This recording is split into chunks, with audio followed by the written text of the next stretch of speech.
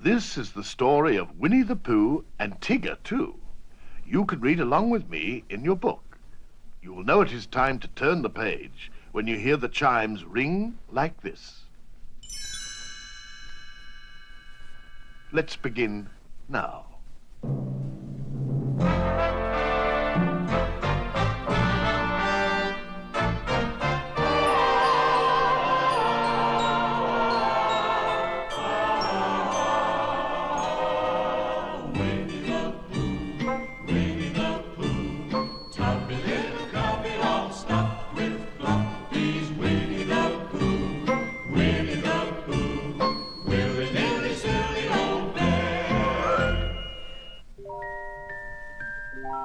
This is Winnie the Pooh, a teddy bear who belongs to a boy named Christopher Robin. Pooh has many friends in the 100-acre wood. One of them is a bouncy character with stripes. Hi, I'm Tigger, T-I-double-G-R. I know, said Pooh. you bounced me before. Tigger likes to bounce on people. One day he saw Piglet sweeping some leaves into a pile. He gave Piglet a good bounce. All the leaves went flying. Shucks, that's only a little bounce, said Tigger. I'm saving my best one for Rabbit. And Tigger bounded over to Rabbit's house. Rabbit was happily working in his vegetable garden when he heard Tigger coming.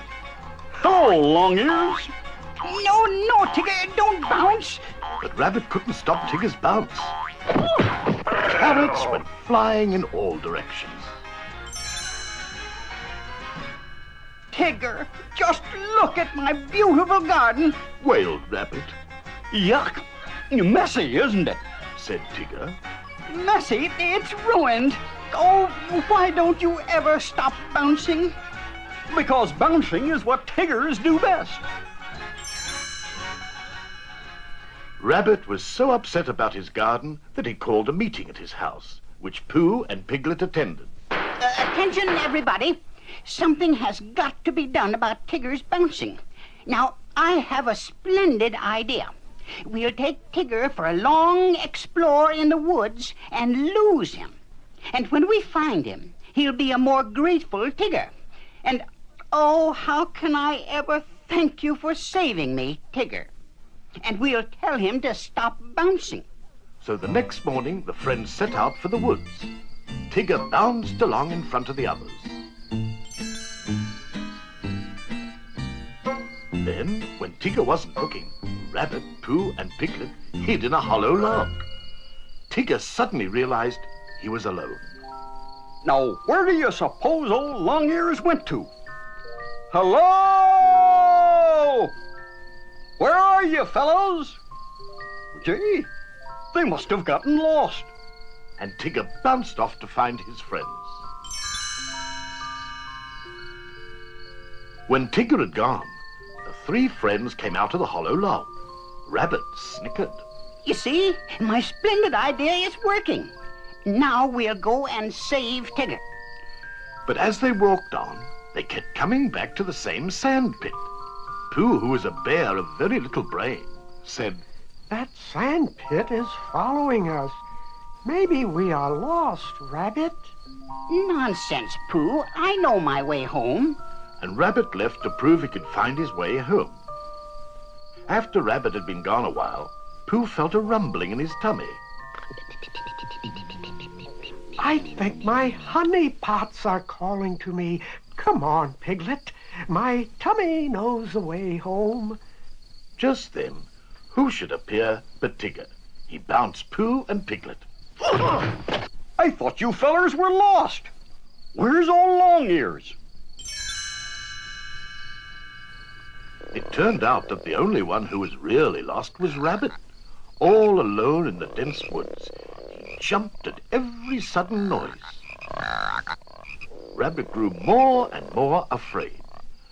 There were so many strange shapes and sounds. Suddenly, he heard a familiar Hello! This time, Rabbit was happy to be bounced by Tigger. He pretended that he hadn't been afraid. Oh, Tigger, I'm so glad to see you. We thought you were lost. Shucks, Tiggers never get lost. And they all went back home.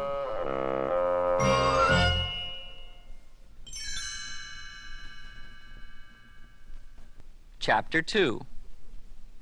When winter came, the 100-acre wood was covered with snow. Roo was so anxious to play with Tigger that his mother, Kanga, could barely get his scarf on. I'll take care of the little nipper and have him home by nap time. Tigger promised. Then off they bounced because Well, that's what Tiggers and Roos do best. they came to a beautiful frozen pond in front of Rabbit's house. There was Rabbit, happily ice skating. Roo asked Tigger, Can Tigger skate as fancy as Mr. Rabbit? Sure, Roo. That's what Tiggers do best. but when Tigger ran onto the ice, he slipped and skidded right into Rabbit. And they all went crashing right through Rabbit's front door. Tigger grunted. Tiggers don't like ice skating. Tigger and Roo went farther into the 100-acre wood looking for something else Tiggers do best. Roo suggested, Let's climb a tree, Tigger. Tiggers don't climb trees. They bounce them. so Tigger and Roo bounced way up to the top of a tall tree. In fact, they almost bounced clear out of the book. Suddenly, Tigger realized how far down the ground was. He was terrified. Roo, however, thought this was great fun. He swung back and forth, holding on to Tigger's tail. Stop, kid. S-T-O-P. You're rocking the forest. Over on this page, Pooh and Piglet were following some tracks in the snow. Piglet asked what they were tracking. Pooh replied.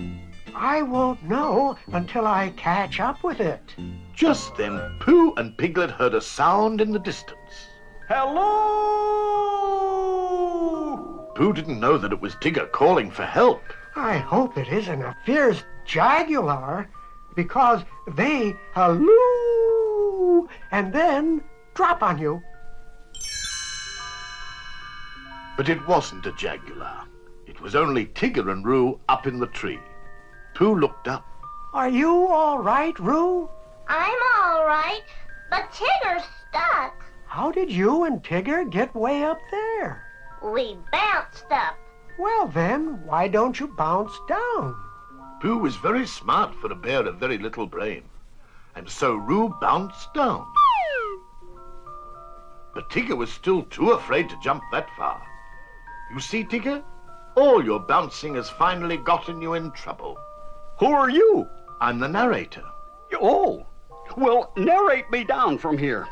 If you do, I promise I'll never bounce again. So I turned the book sideways, and Tigger slid right down the block of type. He landed safely on the ground. Tigger was mighty glad to be out of that tree and on solid ground again. I'm so happy, I feel like bouncing. Immediately, Rabbit stepped up. No, Tigger, you promised. You mean not even one teensy-weensy bounce? Tigger was very, very sad. He turned and walked away. Roo tugged at Kanga's arm. Mama, I like the old bouncy Tigger best. Everyone said that they, too, liked the old Tigger best. Yes, even Rabbit. So they agreed to let Tigger have his bounce back, and he leaped for joy. After all, a Tigger without his bounce is no Tigger at all.